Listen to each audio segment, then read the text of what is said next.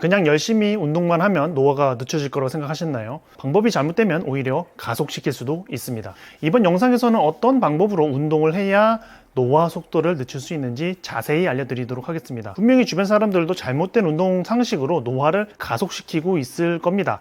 이번 영상만 잘 이해하시면요, 그런 분들도 올바르게 이끌어줄 수 있을 거라고 생각을 해요. 정희원 선생님의 저속노화 채널을 저도 즐겨보고 있는데요, 운동에 대해서 정말 많이 강조하시죠, 그죠? 특히 근력 운동을 많이 강조하시는데요, 그런데 조금 아쉬운 거는 운동 방법을 구체적으로 제시해주지 못한다는 거였어요. 아무래도 이제 의사시니까요, 그죠? 제가 이번 영상을 통해서 저속노화 운동법을 자세히 설명드리겠습니다. 저속노화를 위해서는요, 근력 운동과 유산소 운동 두 가지를 반드시 병행해야 합니다. 그 중에서 근력 운동을 최우선으로 두고 하셔야 되는데요, 그 다음에 유산소 운동을 하셔야 됩니다. 하지만 운동 방법을 정확히 해야만 해요. 대부분 그냥 열심히 그리고 빡세게 하면 되게 좋다고 생각을 하거든요. 우리 인체가 그렇게 단순하지 않습니다. 과유불급이라는 말도 있잖아요. 과한 운동은요, 활성산소 같은 것에 의해서 오히려 노화를 더 빠르게 가속시킬 수 있습니다. 저속노화를 위해서 근력을 중점적으로 키워야 하는 이유는 간단합니다. 우리 인간이 가지고 있는 신체 능력 중에서 바로 근력이 가장 많이 약화되어 있기 때문인데요, 약해진 근력은 우리가 쉽게 무리하게 만들고요, 그렇게 쉽게 무리하게 되면요, 몸이 무리할 때 나오는 활성산소가 많이 나오기 때문에 노화가 가속될 수 있다는 거죠. 근육이 감소하고 뼈 강도가 약해지는 것은 너무 당연하고요, 근력이 강해야 쉽게 무리하지 않게 되고 근육량도 많아지고 뼈도 강해지는 겁니다. 우리 인간이 수렵채집 시절에는요, 뼈 강도가 오랑우탄 수준이었다고 합니다. 이게 무슨 말이냐면은 그만큼 힘이 셌다는 거예요. 그때 당시 인간이 이렇게 강했던 이유가 뭔지 예상이 가시나요? 먹는 게 특별해서? 아니면 뭐 종이 좀 달라서? 뭐 그렇지 않습니다. 수렵채집 시절의 인간과 현대인의 가장 큰 차이는 신체 활동량입니다. 애초에 현대인의 활동량 자체가 너무 줄어들다 보니까요, 힘도 줄어들고, 힘이 줄어드니까 또 뼈도 강할 필요가 없었던 거죠, 그죠?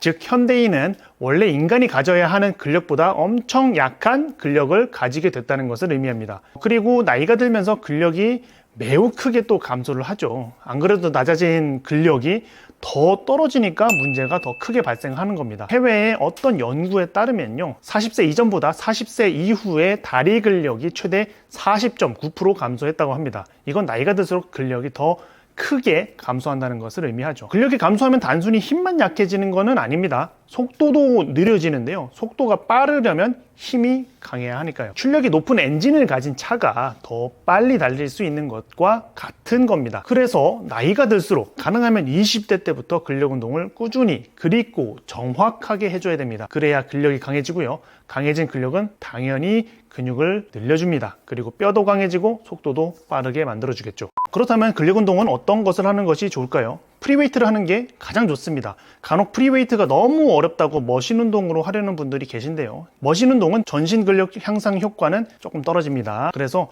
프리웨이트를 전문가에게 정확하게 배워서 하시는 게 가장 좋죠. 전문가에게 배우기가 좀 어렵다면 영상을 보고 해도 나쁘진 않은데요, 무게를 올리기 전에 자세 연습을 정말 많이 하셔야 됩니다. 프리웨이트 운동을 올바른 자세로만 하면 정말 안전하거든요. 근데 다들 제대로 연습을 하질 않아요. 자세 연습도 제대로 하지 않고 하다가 다치면 다친 것이 그냥 프리웨이트 때문이다 라고 생각을 하거든요. 근데 그게 아니라 자세가 제대로 나오지 않아서 다친 겁니다. 운동별 부상률 비교표에서도 이제 볼 수 있거든요. 웨이트 트레이닝은 다른 스포츠들에 비해서 매우 낮은 부상률을 가지고 있어요. 상당히 안전한 운동임에도 불구하고 다치는 이유는요, 자세가 나쁘기 때문입니다. 운전을 할 때랑 똑같은 거예요. 운전도 안 배우고 하면 정말 위험하죠. 근데 배우고 하면은 안전하게 먼 곳을 빠르게 이동할 수 있죠. 주변에 찾아보면은 프리웨이트 운동을 배울 것이 많을 겁니다. 네, 뭐 제 원데이 수업이나 뭐 근력학교 수업을 듣는 것도 좋겠지만 집이 제가 있는 곳과 가깝지 않다면 조금 어렵겠죠. 그래도 프리웨이트는 꼭 배우시고 충분한 연습 후에 중량을 올리시길 바랍니다. 이제 근력운동법을 자세히 설명드려 볼 거예요. 근력을 강하게 만들기 위해서는요, 반복수를 정확히 지키는 게 좋습니다. 먼저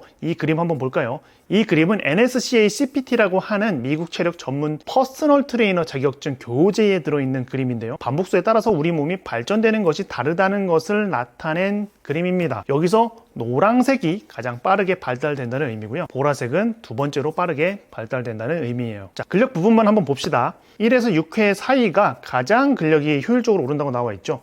그래서 보통 근력을 키우고자 할 때는 무거운 무게로 5회씩 하라고들 많이 이야기하는 거예요. 게다가 근비대 부분을 보면요, 5회에서 6회쯤에 약간 겹쳐있는 모습을 볼 수가 있어요. 즉 5회를 많이 하면 근력과 근비대를 어느 정도 둘 다 챙길 수 있다는 의미가 되겠습니다. 일석이조죠. 그렇다면 5회를 몇 킬로그램으로 해야 할까요? 10회 정도 가능한 무게로 5회씩 하는 게 가장 좋습니다. 이렇게 말씀드리면 너무 쉬운 거 아니야? 라고 생각하실 수도 있는데요, 처음에는 쉽게 하시다가 무게를 조금씩 올려나가야 됩니다. 무게를 얼마나 올릴지는 조금 이따가 설명드릴게요. 여기서 주의할 점은 너무 무겁게 하지 않아야 된다는 점입니다. 운동을 하다가 다치는 분들의 10명 중 8명은 앞에서 말씀드렸듯이 자세를 제대로 익히지 않아서 그렇고요, 2명은 다루기 힘들 정도로 무겁게 해서 그런 거예요. 운이 없어서 다치기도 하지만요, 대부분 이렇게 기본적인 걸 지키지 않아서 다칩니다. 자, 내 힘의 70%에서 80% 정도만 쓴다고 생각하셔야 돼요. 내 힘을 100% 모두 쓰는 거는 가끔은 하셔도 좋죠. 근데 너무 자주 하면 부상의 위험이 정말 커집니다. 그러면은 몇 킬로그램으로 해야 할지도 알았죠. 그러면 이제 몇 세트를 해야 하는지도 이야기해 보겠습니다. 세계적인 스트렝스 코치인 덴조는요, 이런 식으로 제안을 했습니다. 근력에 초점을 맞춘다면요, 하루에 5회 2세트 총 10개죠. 근비대에 초점을 맞춘다면은 5회 5세트 총 25개를 제안했습니다. 자신의 목표에 따라서 세트 수를 정하면 될 겁니다. 자, 5회 2세트는 제가 2년 전부터 강조하는 운동 프로그램이죠. 파워 투 더 피플 프로그램과 똑같고요. 5회 5세트는 엄청 유명한 프로그램인 스트롱 리프트 5 곱하기 5와 동일하죠. 그래서 순수하게 근력만을 목표로 한다면 주 3에서 5일 정도 5회 2세트를 하시면 될 거고요. 근력과 근비대를 어느 정도 다 키우고 싶다면 주 2에서 3일 5회 5세트를 하시면 될 겁니다. 자, 이제 무게를 몇 킬로그램씩 올려나갈지에 대해서 얘기를 해볼게요. 일반적으로 매 운동마다 2.5kg씩 올리면 됩니다. 근데 이건 남자분들 기준이고요. 여자분들은 1kg씩 올리면 큰 문제는 없어요. 그런데 헬스장에 있는 원판이 최저 2.5kg죠. 그래서 5kg씩 올릴 수밖에 없는데요. 5kg씩 올리는 것은 생각보다 정말 무리가 많이 가요. 그런데 헬스장에 1.25kg이나 뭐 0.5kg을 구비해 놓지는 않습니다. 제가 수업하는 근력학교 같이 근력 운동을 전문으로 가르치는 곳은 저중량 원판을 많이 구비를 해 놔요. 그런데 헬스장에 저중량 원판을 갖다 놓으면 다 훔쳐가 버리거든요. 그래서 보통 헬스장에는 2.5kg가 최저 무게입니다. 그래서 가장 현실적으로 할 수 있는 방법은요, 저중량 원판을 따로 사는 겁니다. 그리고 이제 신발 보관함에 넣어 놓는 거죠. 남자분들은 뭐 1.25kg짜리 2개, 여자분들은 0.5kg짜리 4개를 구매해 놓으시면 될 겁니다. 그런데 여자분들 중에서 기초 근력이 너무 부족한 경우도 있거든요. 그런 경우에는 이 방법도 부담스러울 수 있습니다. 그런 경우에는요, 뭐 딴 건 그렇다 치더라도 벤치프레스 같은 경우는 뭐 인클라인 푸시업으로 대체하셔서 완전 기초적인 근력 운동부터 하시는 것을 추천을 드려요. 자, 그 다음은 유산소 운동입니다. 유산소 능력도 근력과 마찬가지로 나이가 들수록 그 능력이 많이 떨어지게 되는데요. 자, 연구에 따르면 25세 이후에는 10년마다 약 10%씩 유산소 능력이 감소한다고 합니다. 대략 1년에 1%씩 감소하는 거죠. 이를 막기 위해서는 정확한 유산소 운동을 해줄 필요가 있는데요. 그런데 정확히 내가 어느 정도 운동 강도에서 유산소 운동이 되는지를 파악하려면요, 심폐운동 검사 장비를 이용을 해야 합니다. 그런데 이런 걸 할 수 있는 사람이 없잖아요. 그죠? 스포츠 연구하는 곳이나 국가대표 선수 같은 사람들이 훈련할 때 사용하는 거니까요. 그죠? 그래서 저는 보통 필 메피톤 박사의 180 공식을 이용하는 것을 추천합니다. 유산소 운동의 권위자가 아주 많은 실험을 통해서 얻어낸 공식이니까 많은 사람들에게 맞을 가능성이 높겠죠. 180에서 나이를 뺍니다. 이걸 최대 유산소 심박수라 그러는데요. 30살의 경우에는 150이라는 심박수가 나오죠. 심박수 150을 넘기지 않도록 유산소 운동을 하셔야 유산소 운동이 제대로 된다는 의미입니다. 그래서 어떤 영상에는 30대는 심박수 150을 유지하고 40대는 심박수 140을 유지하라는 말도 나오는 거예요. 자, 만약에 최대 유산소 심박수를 넘기면서 운동을 하면 어떻게 될까요? 유산소 운동이 제대로 되지 않는 거는 당연하고요. 잦은 부상에 시달리게 되고 몸속에는 지나친 활성산소가 발생하게 돼요. 이건 오히려 노화를 가속시킬 수 있는 운동 방법이 되겠죠. 물론 한 2주에 한 번, 한 달에 한 번 정도는 심박수를 아주 높이는 운동을 하실 필요는 있습니다. 하지만 10명 중 9명은 대부분 심박수를 너무 높이 유지하기 때문에 이렇게 하지 말라고 말씀을 드리는 거예요. 자, 그리고 주의할 점이 있습니다. 바로 운동량인데요.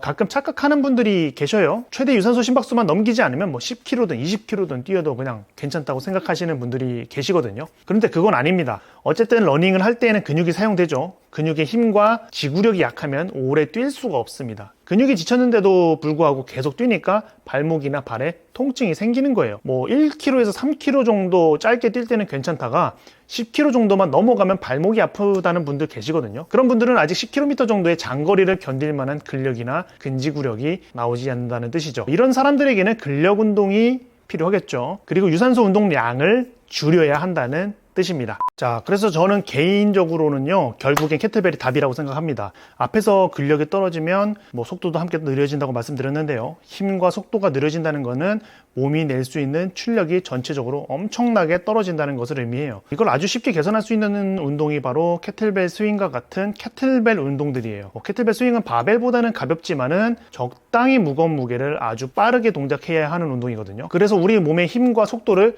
동시에 발달시킵니다. 게다가 유산소 운동의 효과 또한 좋으니까 일석삼조의 효과를 가진 운동이라고 볼 수 있겠죠. 저도 최근에는 캐틀벨 운동을 위주로 하고 있습니다. 솔직히 파워리프팅 선수들이 아닌 이상 3대 운동 중량을 그렇게 높일 이유가 없거든요. 그래서 더 높이려고 하지 않고 있어요. 게다가 이제 요즘은 너무 바쁘기 때문에 한 큐에 여러 능력을 키울 수 있는 캐틀벨 운동을 위주로 하고 있는 거고요. 관심 있으시면 주변의 선생님들 꼭 찾아보시고요. 캐틀벨을 꼭 배워보세요. 후회하지 않을 거라고 생각합니다. 제 원데이 수업을 들어보셔도 괜찮고요. 아니면 제 캐틀벨 관련 영상 2개를 천천히 따라 해보시는 것도 좋아요. 왼쪽 영상이 캐틀벨 스윙 단계별 연습법이고요. 오른쪽 영상이 캐틀벨 스윙 운동법입니다. 왼쪽 영상을 보시고 꼭 차근차근 자세를 만들어 주시고요. 자세 연습이 완벽하게 됐다고 생각이 들면요, 오른쪽 영상을 보고 운동 프로그램을 진행해 주시면 됩니다. 자, 이제 정리를 하면요, 노화를 늦추는 운동을 하기 위해서는 근력 운동을 가장 먼저 해야 한다고 말씀드렸어요. 왜냐하면 현대 인류가 가장 많이 약화되어 있는 능력이 근력이기 때문이라고 말씀드렸고요. 그리고 노화되면서도 가장 많이 약화되는 게 근력이라고 말씀드렸죠. 그리고 좀 간단하게 근력 운동 방법도 말씀드렸죠. 어떤 운동을 어느 정도의 중량으로 몇 회 몇 세트를 하는 게 좋은지, 일주일에 몇 번 하는 게 좋은지, 그런 거 다 말씀드렸었고요. 그리고 유산소 운동도 해줘야 된다고 말씀드렸습니다. 대부분 유산소 운동을 할 때 과도하게 높은 심박수로 유산소 운동을 하는데요, 그게 오히려 노화를 가속시킬 수 있다라고 말씀을 드렸어요. 그러니 유산소 운동을 할 때 꼭 필 메피톤 박사의 180 공식을 이용을 해보시고요. 그리고 이제 한 큐에 근력과 유산소 능력을 모두 키울 수 있는 캐틀벨이 정말 좋다라고 말씀을 드렸죠.